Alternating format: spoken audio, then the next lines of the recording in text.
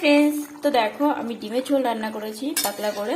তো এটা কি করে করেছি চলো সেটাই আমি তোমাদের সাথে একটু শেয়ার করি। ওকে, তো চলো পুরো ভিডিওটা দেখে আসি। হ্যালো ফ্রেন্ডস, তো কেমন আছো তোমরা সবাই? আশা করি সবাই খুব ভালো আছো, আমিও খুব ভালো আছি। তো চলে আসলাম একটা নতুন ভিডিও নিয়ে। তো আজকে আমি একটু ডিম রান্না করবো, পাতলা ঝোল, তো সেটাই আমি তোমাদের সাথে শেয়ার করবো। তো চলো, এখানে কড়াইয়ে আমি দিয়ে দিয়েছি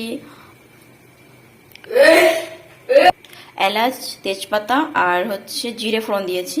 এখানে আমি আলুটা ভেজে নিয়েছি, আর এখানে দেখো আমি ডিমটাও ভেজে নিয়েছি। তো এগুলো তোমাদের আমি দেখাইনি আগেই। তো চলো আমি এটার মধ্যে কি কি দেবো তো সেটাই আমি তোমাদের সঙ্গে একটু শেয়ার করি। প্রথমে আমি এখানে আদা রসুনটা দিয়ে দিয়েছি, দিয়ে একটুখানি নেড়ে নেবো।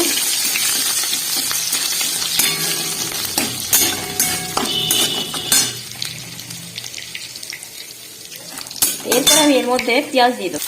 তো এখানে দেখতেই পাচ্ছেন পেঁয়াজ আর টমেটোটা একবারেই দিয়ে দিয়েছি। এটাকে একটুখানি ভেজে নেব। আর এখানে আমি দিয়ে দিয়েছি কটা কাঁচা লঙ্কা ভেঙে, যেহেতু দিদিটা পেস্ট করা কাঁচা লঙ্কা পছন্দ করে না, তো আমি এভাবেই সবসময় দেখবে রান্নায় ভেঙে দিই। আর এখানে আমি একটা মশলা বানিয়ে রেখেছি, সেটা জিরে গুঁড়ো, লঙ্কার গুঁড়ো আর হলুদ, এই তিনটে দিয়ে এখানে আমি ভিজিয়ে রেখেছি। এটা আমি এখানে দিয়ে দেবো, কারণ আমি যদি শুকনোটা দিই তাহলে তো পুড়ে যাওয়ার সম্ভাবনা থাকে। এই জন্য জলের মধ্যে ভিজিয়ে রেখেছি, যাতে মশলাটা না পুড়ে যায় দেওয়ার সময়। কারণ আমরা না দেওয়ার সময় সঙ্গে সঙ্গে হাতে জল থাকে না, একটা একটা করে দিতে গেলে তখন একটু পুড়ে যাওয়ার ব্যাপার থাকে। তো সেই জন্য যদি তোমরা একটু ভিজিয়ে নাও তাহলে ওদের সুবিধা হয়, পুড়ে যাবে না যে মশলাটা। তাহলে এটা আরেকটু ভেজে নিই, তারপরে আমি এটা দিয়ে দেবো। তো এখানে আমার পেঁয়াজটা ভাজা হয়ে যাওয়ার পরে আমি এটাকে মশলাটাকে দিয়ে দিয়েছি। আমার একটু জল লাগবে, আমি নুনটা দেবো। তো এখানে পরিমাণ মতো নুন আর জল দিয়ে দিয়েছি একটু। এবার এটাকে আমি কষাবো। তার মধ্যে আমি ভাজা আলুটাকে দিয়ে তারপরে কষাবো।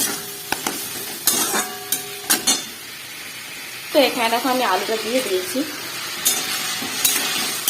এবার এটাকে আমি একটুখানি ঢেকে দেবো যাতে আলুগুলো একটু সিদ্ধ হয়ে যায়।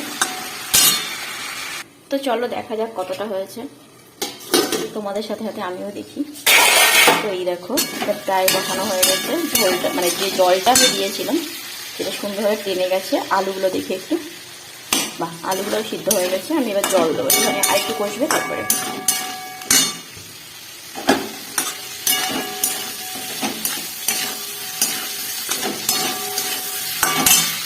তো এই দেখো এটা আমার কষানো কমপ্লিট হয়ে গেছে। আমি এখন জল দিয়ে দেবো।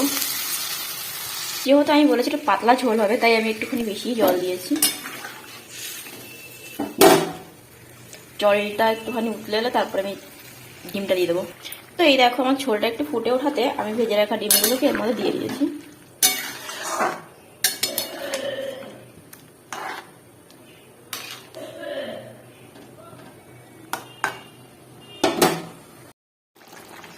তো এই দেখো আমার ডিমের ঝোল হয়ে গেছে। আমি এখন নামিয়ে দেবো ডিমের ঝোলটাকে